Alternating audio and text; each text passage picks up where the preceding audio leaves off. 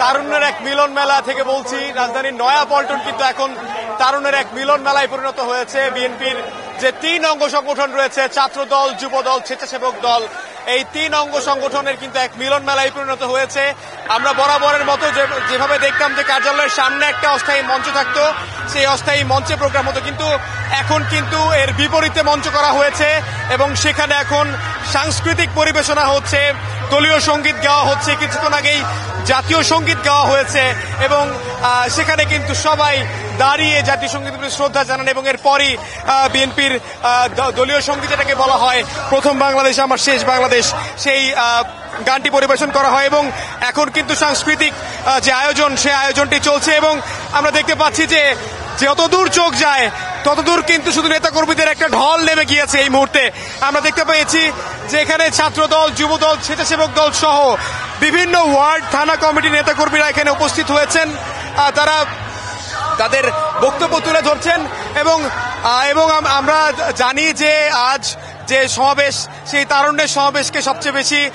তারুণ্যের রাজনৈতিক অধিকার প্রতিষ্ঠার সমাবেশ বলা হচ্ছে এটিকে, যেখানে আজ ভারপ্রাপ্ত চেয়ারম্যান জনাব তারেক রহমান তিনি উপস্থিত থাকবেন এবং উপস্থিত থেকে তরুণদের নির্দেশনা দিবেন যে আসলে আগামীর রাজনীতিতে এই বিএনপির এই তরুণরা তারা কি ভূমিকা রাখে। আপনি জানেন যে মমি, বিএনপি তার দলীয় অবস্থানকে আরো শক্ত করবার জন্য কিন্তু এটি একটি অংশগ্রহণ বলা যায়। নির্বাচনের রোডম্যাপের দাবিটা তারা করেন, সেটাকে যেন আরো শক্তভাবে সরকারের কাছে উপস্থাপন করা যায়, সেটা কিন্তু এখান থেকে আওয়াজ উঠছে। আমরা অনেকের সঙ্গে কথা বলেছি, আমাদের সঙ্গে কথা হয়েছে ছাত্র দলের সেক্রেটারি, আপনারা খবরেও দেখেছেন, আমরা প্রচার করেছি যে তারা কিন্তু বলছেন যে অবিলম্বে তাদেরকে সেই নির্বাচনের রোডম্যাপটা দিতে হবে এবং তরুণদের যে ভোটাধিকার, যে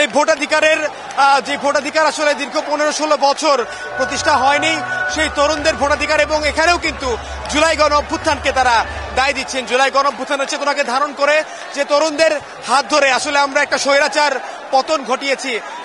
সেই তরুণদের মাধ্যমেই আগামীর বাংলাদেশ, বিশেষ করে বিএনপির মতো বড় দল, সেই বড় দলে যেন এই তরুণরা আরো সক্রিয়ভাবে অংশগ্রহণ করতে পারে, সেই বার্তাটা কিন্তু দেওয়া হবে। মমি, আপনাকে আরেকটা বিষয় জানাতে চাই, আজকের এই সমাবেশে ছাত্রদল, যুবদল, স্বেচ্ছাসেবক দলের সভাপতি, সেক্রেটারি ছাড়াও এখানে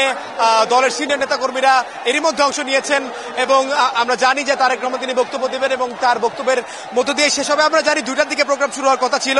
এখন যেহেতু 2টা বেজে আমরা দেখতে পেয়েছি যে এখানে এখন অনেক নেতাকর্মীরা এসেছেন এবং সেই জায়গা থেকে এখন